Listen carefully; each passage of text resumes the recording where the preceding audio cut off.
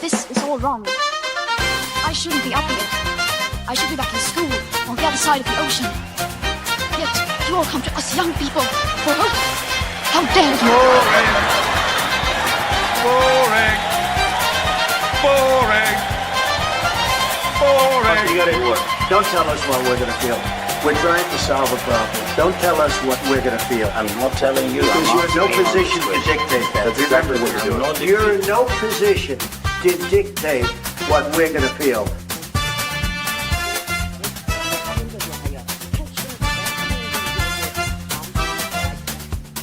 I call again for an immediate ceasefire in Gaza, the return of the sausages, the hostages. Welcome, one and all. Sorry for the slight delay. Technical problem caused by me, no doubt. I cannot blame our wonderful guest. He actually causes solutions, not problems. Anyway, welcome to Lembit Öpik Live here on Unprecedented TV. If you haven't done so already, please do like and subscribe to Unprecedented TV. And thank you to the countless who have already done that. And lots more coming up as well. We're looking forward to some new shows, which started at the weekend, and we shall replay them during the week. In Good Faith being one of them, which is with Marcus Papadopoulos. What a great name for a film star. He talks about faith-related matters, or perhaps life-related matters from a faith perspective. And we have some other great shows as well. Claire Dyer Consequences, a regular one. Tim Scott Uncancelled. So many shows, too many to mention now. And you can find hundreds of these in our back catalogue. On YouTube at the moment. We'll be expanding into other networks as well. And obviously you can find me on X. Enough of all of that, but do please subscribe. If you have been in London or some other cities, you might be concerned about a war on motorists. Let's look at London as a test case. Sadiq Khan, who isn't perhaps the most popular mayor I've ever known, has introduced a couple of charges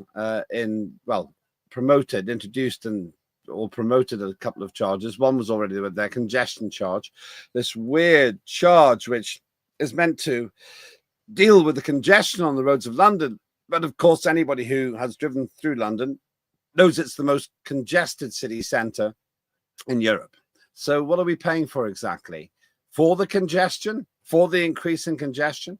Not least caused by the ludicrous, in my view, attitude towards cycling, which is never going to replace proper transport, but we'll talk about that with my guest in a moment. And the ultra-low emission zone charges, a tax on motorists with older vehicles, ULEZ for short. This is meant to make people healthier. Well, extremely difficult to get data about death rates and very dubious claims about what the air pollution does to human beings in London. But as we'll discover when we're talking with Noel Willcox, my guest today, there's actually one or two ironies. There are actually one or two ironies in terms of this particular application.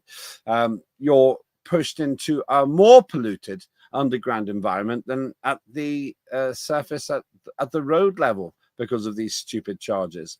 Well, what's going on? Is Sadiq Khan, in fact, an evil genius, just simply taxing his way out of trouble?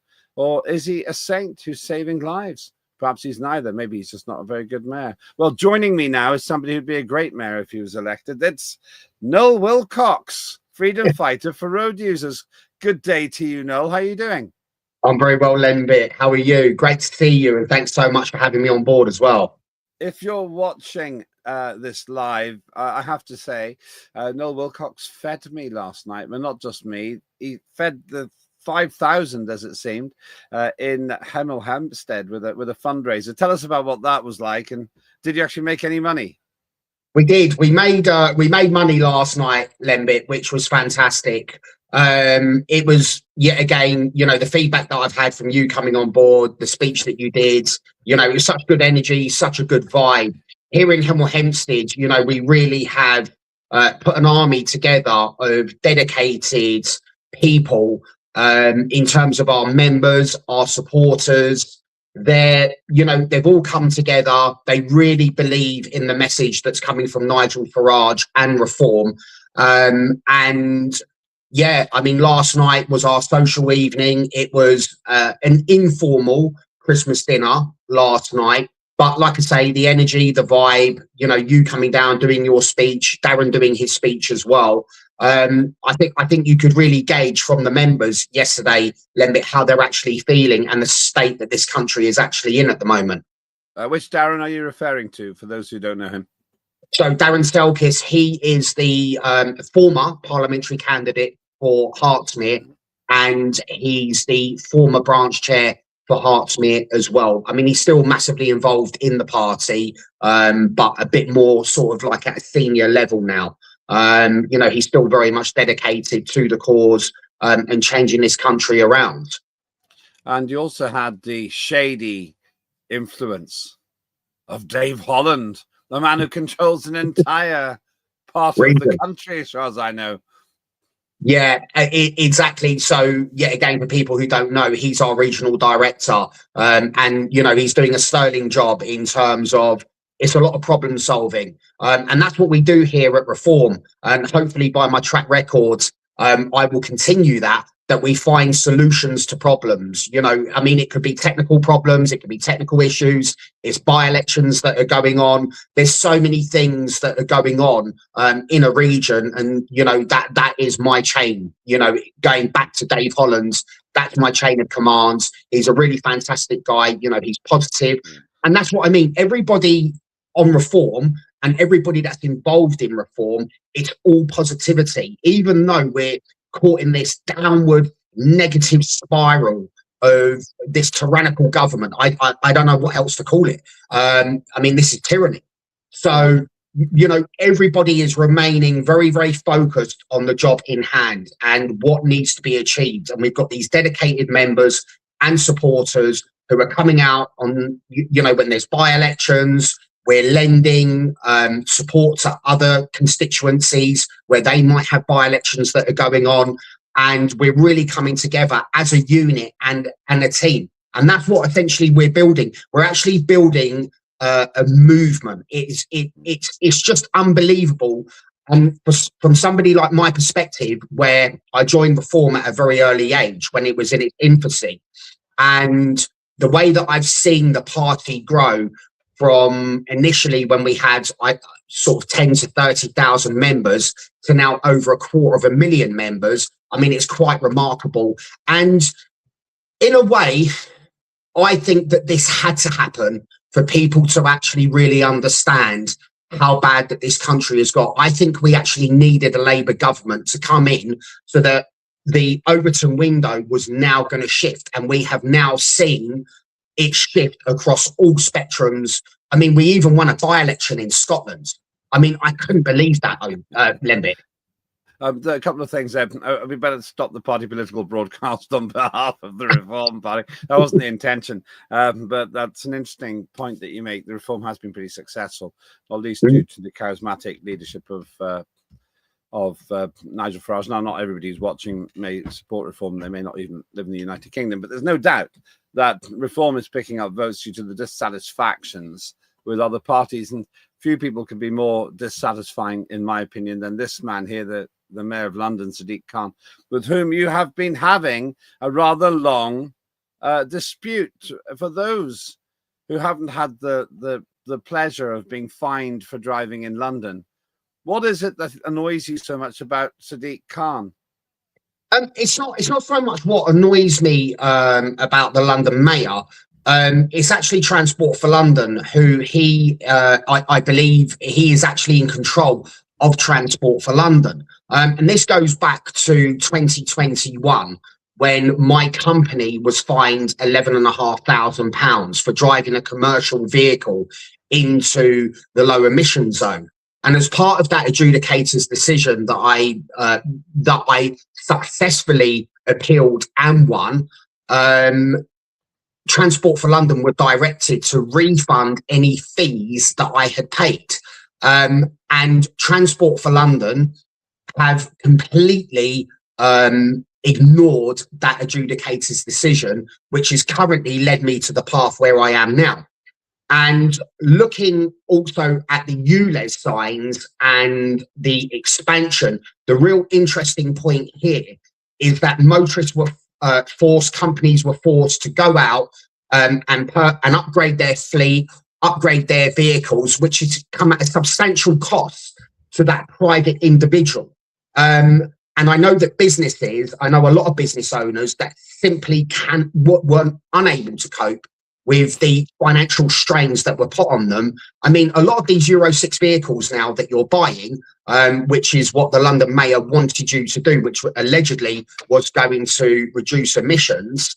I mean, these vehicles, these lorries that are going in, I mean, their sort of starting price are about 38 grand. I mean, that is a lot of money in the current financial climate that we're in, where profit margins are so low at the moment anyway, Lembit.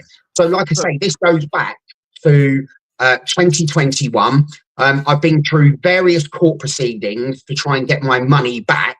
And we're at this point right here, right now, where I'm at the Royal Courts of Justice, which you attended. Yeah, that's right. Just to explain, ULEZ ultra low emission zone, this is, in my view, a harebrained scheme, which is meant to be reducing the effect of emissions on residents of London. We've had, in my view, absolutely ludicrous claims that the bad air in London kills over 9,000 people. Depends who you listen to, 3,000, 5,000, 7,000, 9,000 people, without really any evidence of this being the case at all. Maybe in very, very extreme cases when somebody's super sensitive to where it'll be affecting them. And I understand that, perhaps extreme asthmatics and so on. But overall, it doesn't seem to make sense. Just a quick one, though, Noel. My understanding is that if you leave your car at home and get into the London Underground, then you're exposed to up to 30 times more particulate matter bits in the air than you are at street level.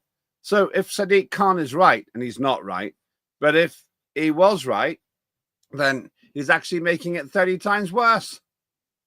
I couldn't agree with you more. And I mean, it's not just, it's not just about the carbon footprint, emissions, et cetera, et cetera. I mean, when you get on these trains nowadays, when you're down in these tunnels, I mean, it's actually quite disgusting, isn't it? Every time that I go on a train now, I come off feeling filthy. I come off feeling dirty. I feel unsafe on these trains. And we're being forced to, and they never run on time. We've got continuous delays. I mean, how London is supposed to run, I have absolutely no idea. But I mean, if you look at builders, you look at businesses, the backbone of what they do, a lot of it is logistics. You know, getting materials to site, getting workforces to site. You know, and this has had a significant impact on how businesses operate as well. So yeah, and this is the thing, you're not exactly going to be able to get your building merchants equipment, your planks and your steel girders on the underground anyway. You have to use your vehicles, don't you? Exactly. I mean, we have to use our vehicles, and I mean, you know, we do work from our vehicles. And the local authorities actually realise as well. So scaffold lorries, because that's the only area, the safe area that you can work from. We actually get parking exemptions as well. Obviously, we can't work on double yellow lines, but single yellow lines, because the local authorities actually realise that it is the only safe working mechanism that we actually have. And then it comes back to the whole thing to do with, you know, fleet operators schemes, you know, that all of these vehicles, they're heavily regulated in terms of you have to have an operator's license to operate these vehicles, which is an additional cost, that keep these vehicles safe. And, you know, from my understanding, when these HGV vehicles go through very, very vigorous MOT testing, the emissions are one of the main things that are checked as well. I want to come back to that, but just this whole idea that going to the underground is a good idea for you. Well, there you are. That's what it was like when I was traveling to your event yesterday. It's just totally congested like that.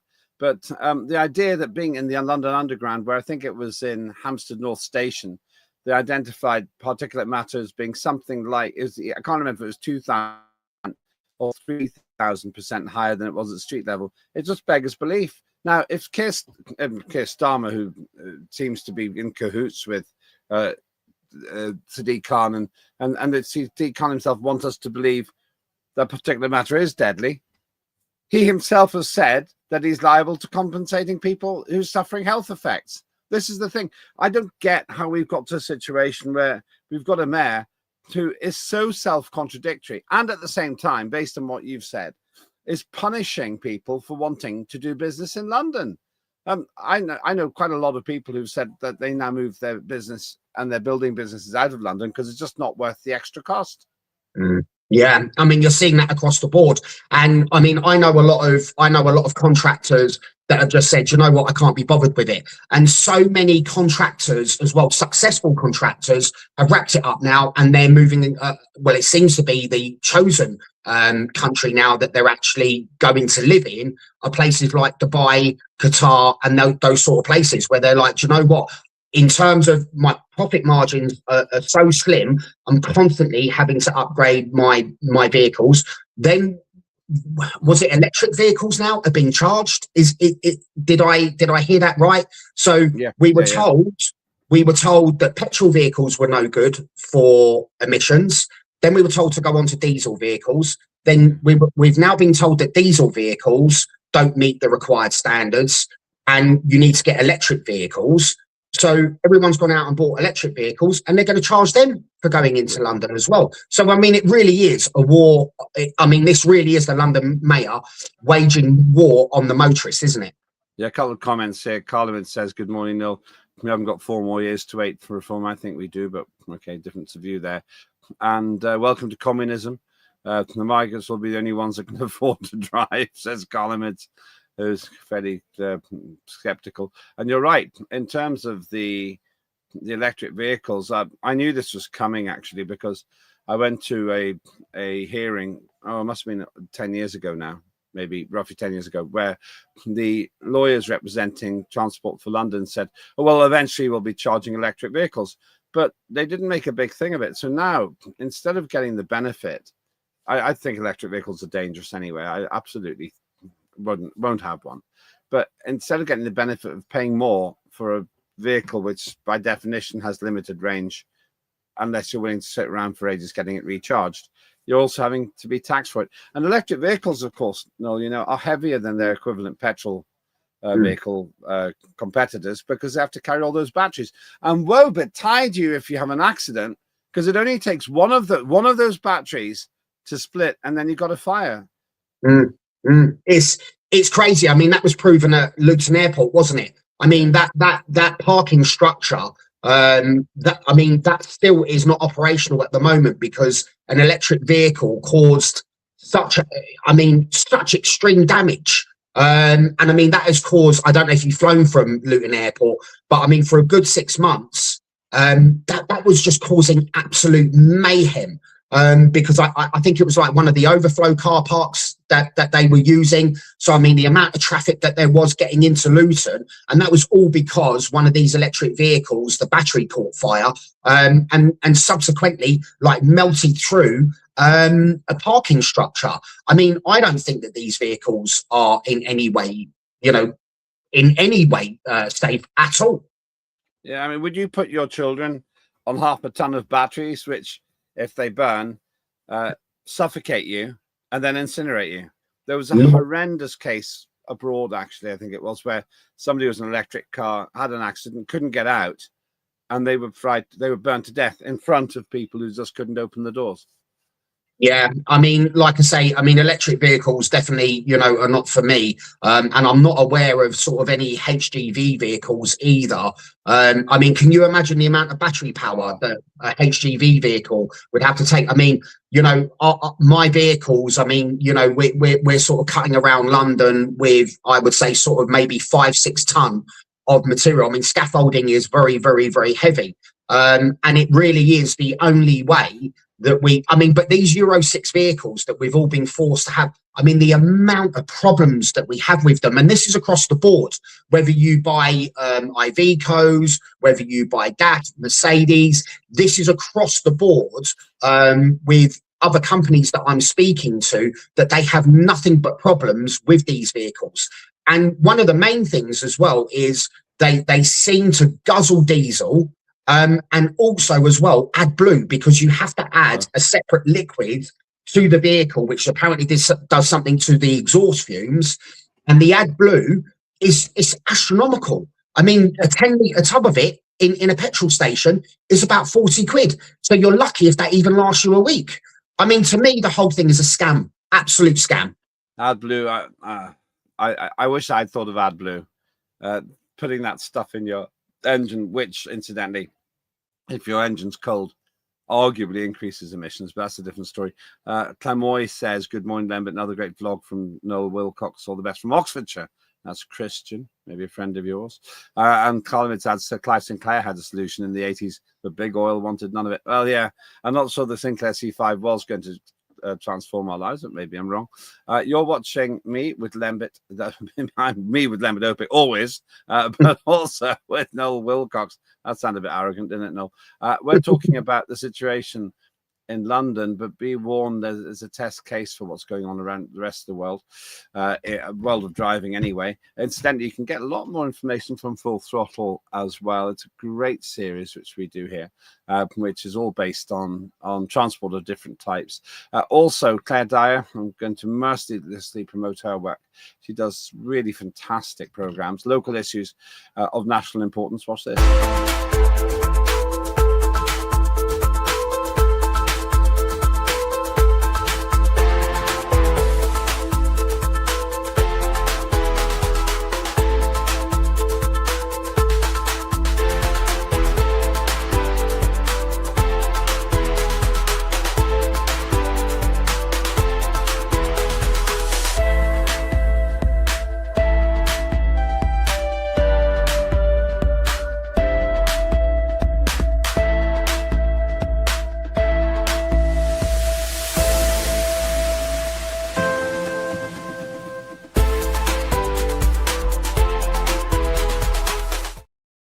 That's a must watch if you care about justice and decency. And if you do, then you must watch this man as well.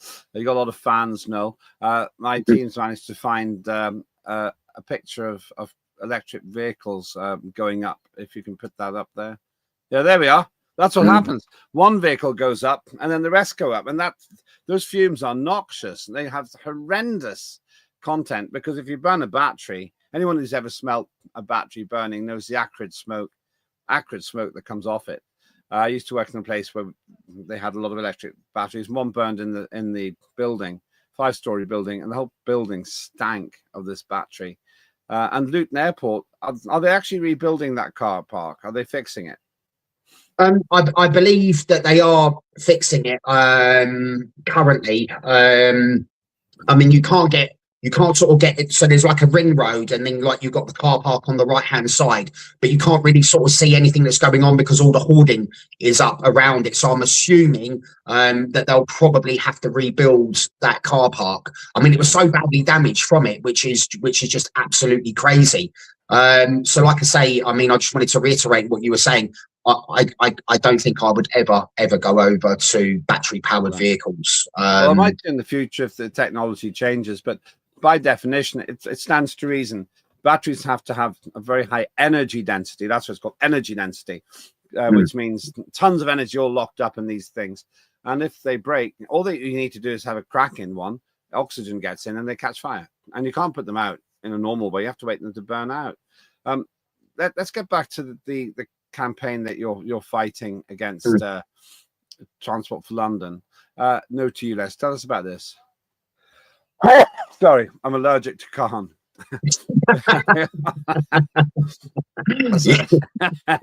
So there you are in central London. No to you, Les. Tell us about this campaign and also about the consultation, if you recall. I think there's a consultation which he ignored. Yeah, I mean, he did ignore the consultation. Yet again, there was no mandate for ULEZ or certainly the expansion.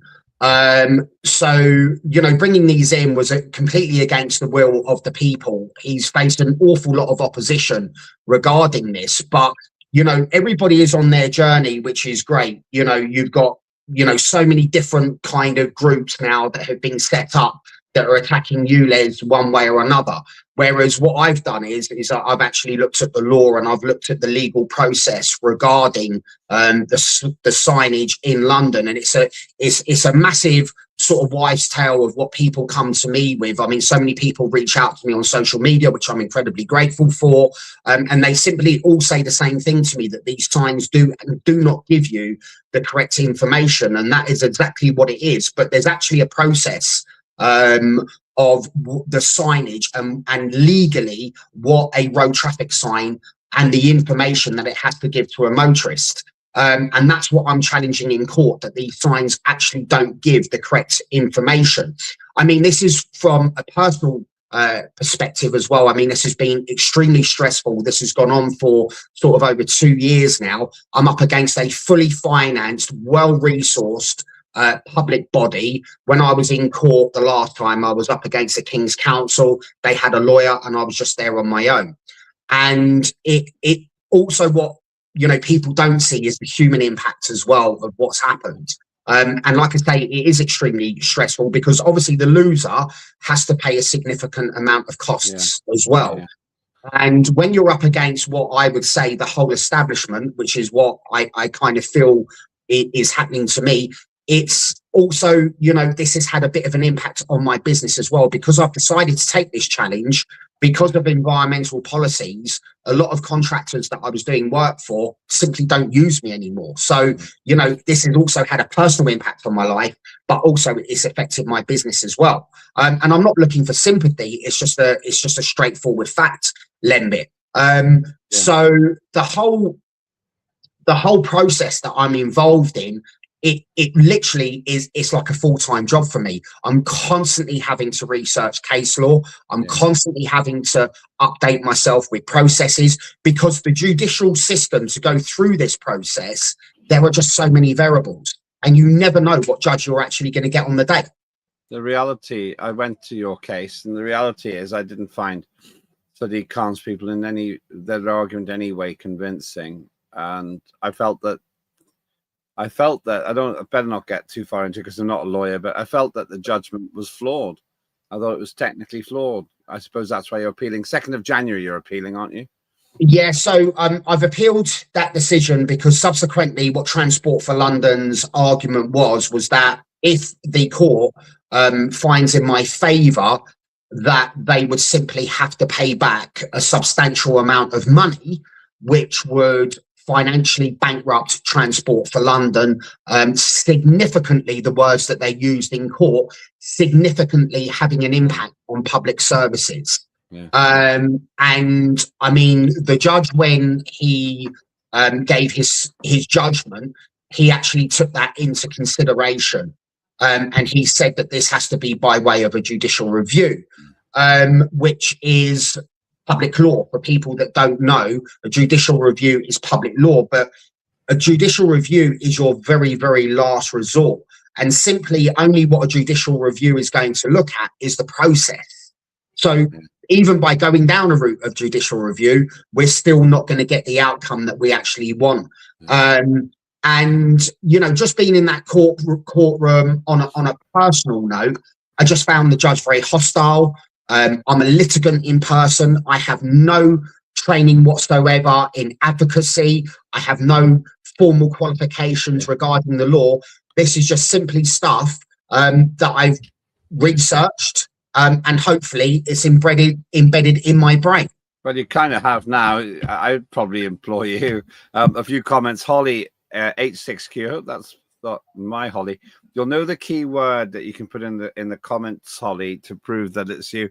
Khan is indeed a highwayman. Don't give him your money. Holly, I still reckon we should all just take our number plates off. I think that's illegal, Holly. I'm not recommending you do that. I think that's a separate problem if you do it. They don't want small businesses, she adds. They can't control them. I've been self-employed all my life. They can sod off, says Holly.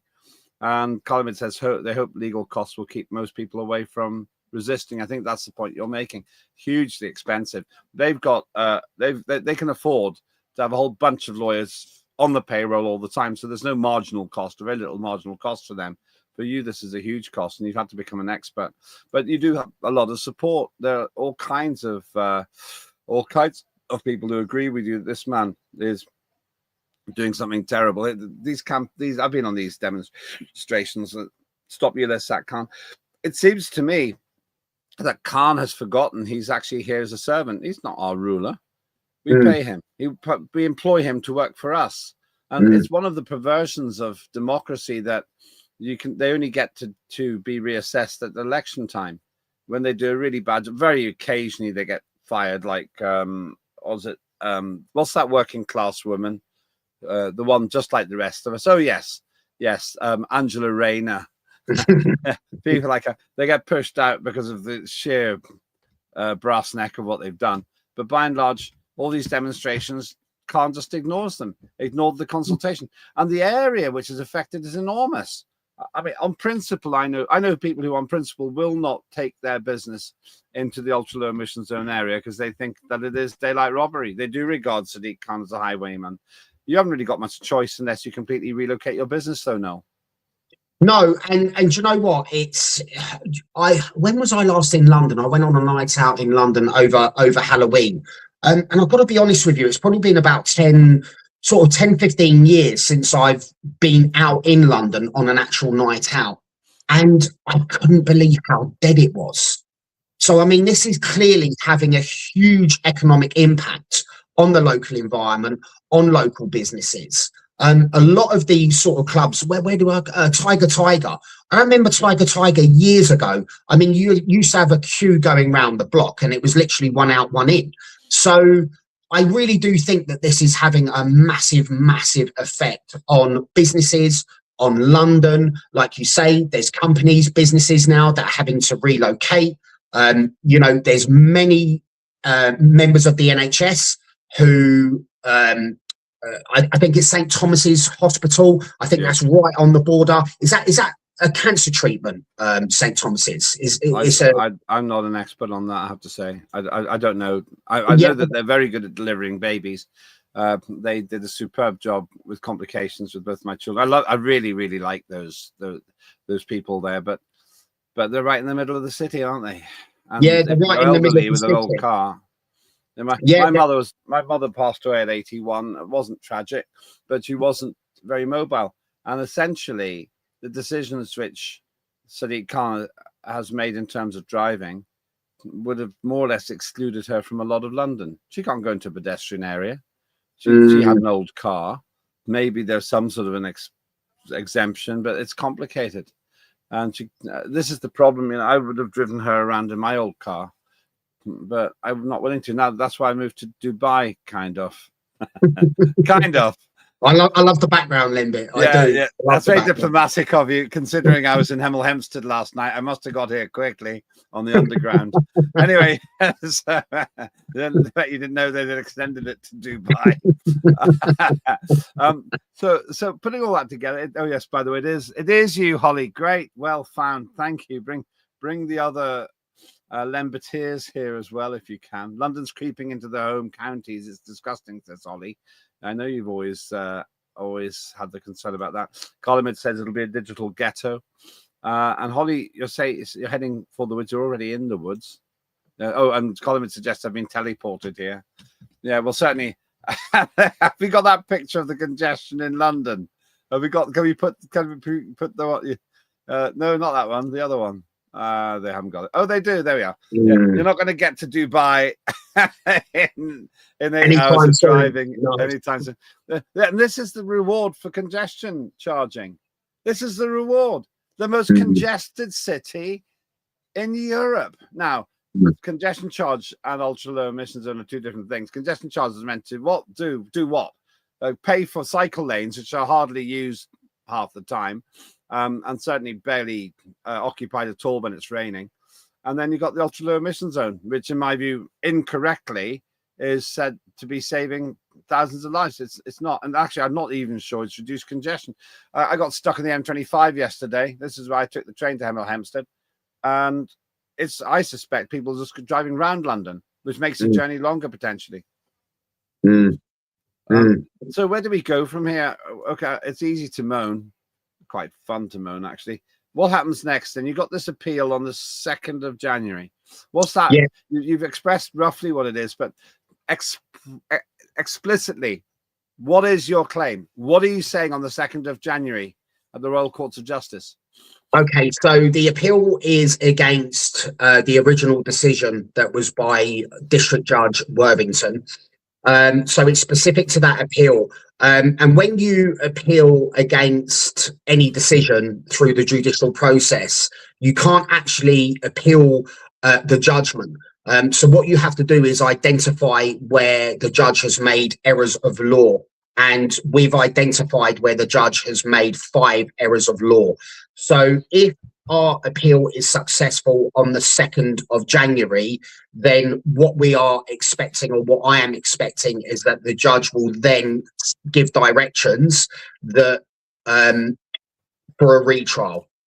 So that's what we can hope. And then just yet again, I mean, obviously you were there when I went to court, which was on the 3rd of September.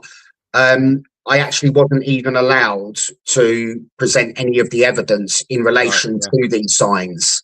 I didn't understand that. I didn't actually understand the that adjudicator's explanation. Why weren't you allowed to present that? Yeah, I mean, for me, that was probably the most alarming point, was the fact that in the trial bundle, I had submitted the actual adjudicator's decision, which is a legally binding decision into parties. And when I asked the judge, I said to him, "Have you read the adjudicator's decision?" He said, "No." No, that's right. Yeah, it was adjudicated. Yeah, I don't. How can he make the judgment? That really confused me, because you're right. The judge didn't read the adjudicator's decision. Shows I'm not a lawyer. I got the figure, the name, the term, the parlance wrong. And I sat there thinking, hang on a second. The judge has just said, I haven't looked at the evidence, but I'm going to judge on it anyway. Yeah.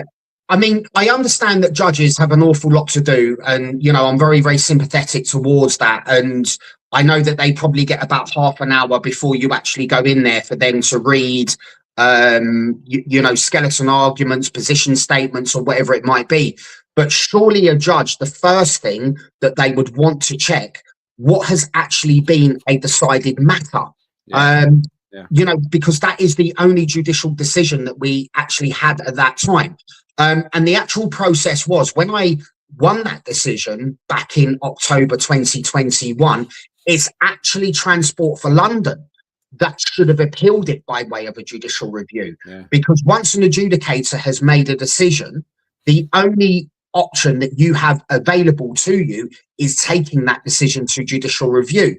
Now, in my view, Transport for London were incredibly tactical, because they didn't take that adjudicator's decision to the High Court, which would have been the next step up, because they simply knew that they didn't have the evidence that was required. So just to be clear, the adjudicator, when he found in my favour, he requested evidence from Transport for London and gave them 21 days to submit that evidence. And they simply did not provide the evidence. And he wanted to know that the signs that I was challenging were, 1, compliant with the legislation, or they were otherwise authorised as non-standard signs by the Department for Transport. And Transport for London failed on both occasions to submit the evidence to the adjudicator, so he could only determine that the low emission zone was not lawful. And that was a finding of fact. The columnist says, maybe he had read it, maybe he just ignored it. Holly makes a good point. It's not justice, is it?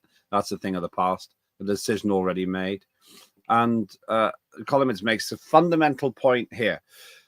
They're worried about setting a precedent for others, because this could cost Sadiq Khan billions.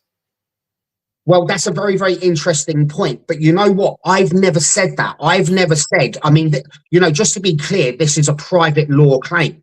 And I've never said that. It's actually Transport for London, when various media sources have approached them for the right of response. And it's actually Transport for London that has come back and said that if the decision goes in my favour, then they will have to suspend ULEZ, and it could cost them hundreds of millions of pounds in refunds of auto pay charges. So what? So what? That's not a reason to do the wrong thing, is it? Exactly that. And when I came out of court that day, I was asked by ITM, because obviously ITM were present, and they said, surely you've got to accept that a judge didn't want to make that decision because there's so much at stake, you know, in terms of bankrupting Transport for London. But the real point is here, Transport for London didn't care whether they were going to bankrupt me. Yeah. And not, it's not just that. Saying it's too expensive to do the right thing would mean that we shouldn't have bailed out the banks some years ago, because that was pretty expensive. I mean, it's completely contradictory. Why are we supporting Ukraine? I think that's too expensive. Actually, I do think it's too expensive. We shouldn't be doing that's not the story. The argument that you can't have justice because it's too expensive to have justice just doesn't wash with me. I don't think I don't know of a legal argument where it's been granted. I mean, judges make decisions every single day that are going to affect people's lives, you know, whether you're sent to prison, you know, through the criminal routes. Judges bankrupt people on a daily basis. Judges will grant astronomical costs for, you know, defamation of character, all of these sorts of things. So judges are there to judge fairly. And that's all that I'm simply asking, is that I get a fair hearing where the evidence is heard and a judge makes an independent decision on the facts and the evidence that is presented in front of him. And if he does that, I am confident to say that the judge will grant in my favour. There's one other thing you could do. You could stand for mayor. You look like a mayor in these pictures, I think. Any plans? Any plans to stand for mayor? No, I've got no plans. I've got no burning desire to stand for mayor. My ultimate goal is to become a member of parliament, because I do believe that parliament actually needs working class people, you know, who are there on the front line every single day. I've got 30 years service to my country. So that's kind of where I see myself fitting in, is hopefully the people of Hemel Hempstead, when the next election comes round, will vote me in as their member of parliament. Then you can sit there with the other working class people like Claire. Sorry, I always say Claire Rayner. She was an agony aunt, Angela Rayner, who creates agony for aunts. And for I mean, look, I can put on the record now that I really am a working class lad. You know, I grew up on a council estate. I owned my own business back in 2016, and I've kind of built my business from there. So I really do understand what normal everyday people are going through. That means you could never be on the current Labour cabinet because none of them have done a proper job. They've never run a business, at least. Never run a business. And the son of a tool maker, Keir Starmer, didn't seem to notice the most prolific sex abuser, Jimmy Savile. In all the time he was head of the Crown Prosecution Service, you seem to have been more observant than that. Where can people find out more about your campaign, Noel Willcox? I mean, if you put anything into Google, such as Noel Willcox ULEZ, there's regular updates on there. I set up like a little GoFundMe because, like I say, the costs and the time, it's the amount of time of research, you know, that I've had to do, you know, and also the applications, the court applications. I mean, it's never ending. And that's that's their tactic, to try and wear me down and break me down. So what Transport for London keep doing, they keep submitting applications to the court of various different orders that they're seeking. So when they put an application in, I then have to counter that application with my own application. And every time that you put an application into the court, you have to pay court fees. So there's a lot of information that I put up there on my GoFundMe because I like to keep people well informed of where I'm at with this. Obviously, on the 2nd of January, I can't say too much because there is live proceedings. But how can I say this? There should be a few shocks on the 2nd of January. And I'm super excited to let the public know what I've actually been able to pull off. And all will be revealed after the 2nd of January. That's a cliffhanger for next year. And Colin sums it all up by saying good luck with everything, Noel. I second that emotion. And thank you for those pigs and blankets. unbeatable. The Red Lion and Hemel Hempstead. Well, technically, where were we? Apsley.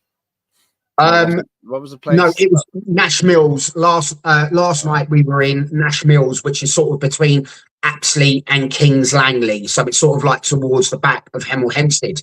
But obviously, when you came into Hemel last night, I mean, it's a vast area. It's actually a huge constituency. Yeah. Oh, it's great. Well, they'll have the victory party in that pub. Certainly have that food again. That is Noel Willcox there, a freedom fighter. We have lots of freedom fighters here on Unprecedented TV. Do follow his proceedings. I'm going to try and go down to that court event, maybe do a live outside broadcast from there as well. Good to see you all. Good to see you, Holly, as well. Do spread the word.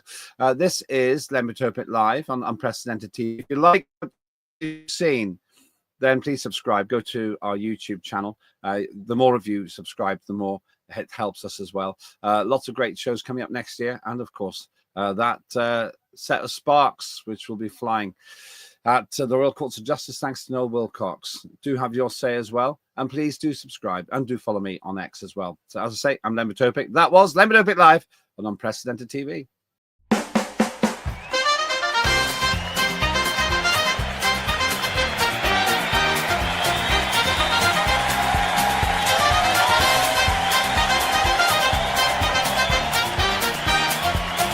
Immediate ceasefire in Gaza. The return of the sausages.